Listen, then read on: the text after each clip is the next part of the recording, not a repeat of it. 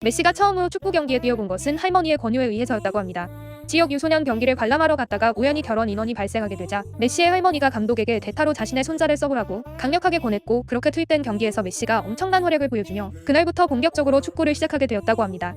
11살 때 성장 호르몬 결핍증이 있다는 진단을 받으며 시련을 겪었습니다.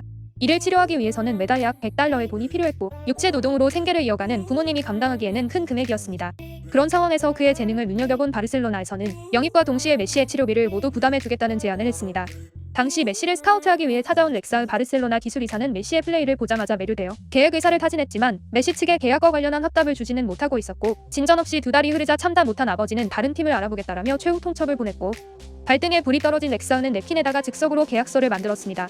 내용을 간단히 요약해보자면 구단 내 일부 다른 의견에도 불구하고 리오넬 메시를 라마시아로 데려오기로 한다. 이에 대한 책임은 모두 본인이 지겠다라고 쓰여져 있습니다. 그를 간단히 요약하자면 역대 최고의 드리블의자, 역대 최고의 스코어러이자, 역대 최고의 찬스메이커입니다. 슈팅, 드리블, 킬, 패스, 프리킥 능력치가 모두 역대급인 공격수로 가장 완전체에 근접한 선수라고 볼 수 있습니다. 메시의 기록들을 살펴보자면 챔피언스리그 4년 연속 득점왕, 챔피언스리그 통산 득점왕 6회, 챔피언스리그 4회 우승, 한 시즌 최다 공격 포인트, 한 해 최다 골, 라리가 통산 득점 1위, 라리가 통산 어시스트 1위, 발롱도르 4년 연속으로 수상, UEFA 올해의 선수상 2회 수상, 월드컵 4경기 연속 맨 오브 더 매치, 월드컵 골든볼 수상 등 무시무시한 기록 브레이커의 모습을 보여주고 있습니다. 최근 자신이 생각하는 최고의 재능 25인 중 한 명으로 손흥민을 뽑았습니다. 정확히 말하자면 메시가 모델로 있는 미국의 스포츠 트레이딩 카드 제조사인 톡스에서 챔피언스리그 선수 카드를 만들었는데 최고의 재능을 가진 선수 25명에 손흥민을 넣었다는 것입니다. 기존에는 공이 있을 때나 없을 때나 빠른 점이 돋보이는 선수라는 평가를 했다고 알려져 있었지만, 팬들이 지적했듯이 이는 스털링에 대한 평가를 기자들이 오해한 것입니다. 메시의 진짜 평가는 플레이하는 방식에 두려움이 없는 선수라서 좋아한다였다고 합니다. 일본 세안제 광고를 찍었습니다. 임팩트 있는 대사 덕에 빵 터졌다는 평가가 많습니다. 이 회사는 샴푸 모델로는 네이마르를 출연시키기도 했습니다. 메시는 이 회사와의 인연을 깊게 생각했는지 2018년에 다시 한번 이 회사의 샴푸 광고를 촬영했었습니다. 그리고 다단계 판매 건강식품 회사 허벌라이프의 전속 모델이기도 했습니다. 메시 다음 허벌라이프 광고 모델은 크리스티아누 호날두입니다. 현재 일부 안티팬들에게는 별의별 말도 안 되는 이유로 아르헨티나에 대한 애국심이 없다고 까일 때도 있지만, 대외적으로는 오히려 애국심이 매우 강한 선수로 유명합니다. 대표적으로 바르셀로나에서 말렸는데도 끝까지 올림픽 대표팀에 승선하여 우승을 차지했고, 2015년 코파 아메리카에서는 대회 MVP를 차지했음에도 우승에 실패했다는 자괴감에 MVP 자리까지 거절해버렸습니다.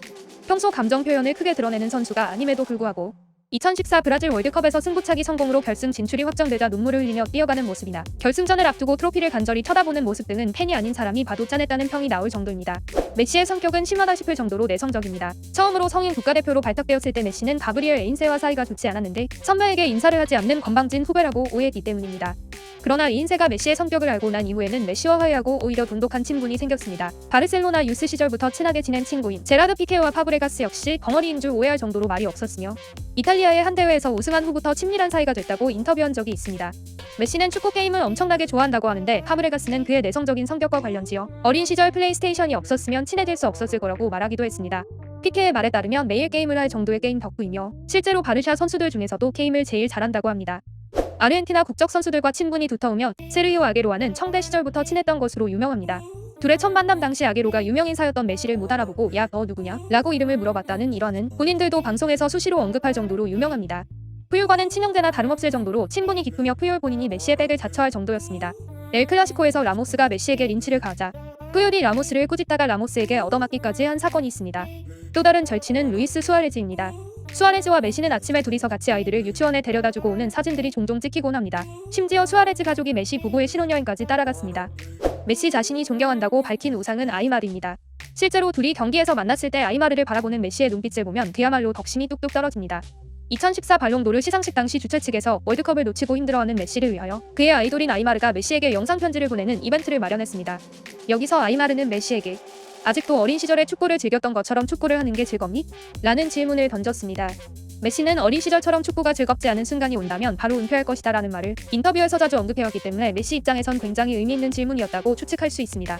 그 당시 메시의 상황이 슬럼프가 온다 해도 이상할 게 없다 싶을 정도로 좋지 못했는데 우연의 일치인진 몰라도 이 영상 편지를 본 이후 메시는 불화설과 갈등을 봉합하고 뛰어난 활약을 펼치며 트래블을 이끄는 주역이 됐습니다. 팬들 사이에선 우상인 아이마르의 편지가 영향을 미치지 않았겠냐는 이야기도 있습니다. 오늘도 시청해주셔서 감사합니다.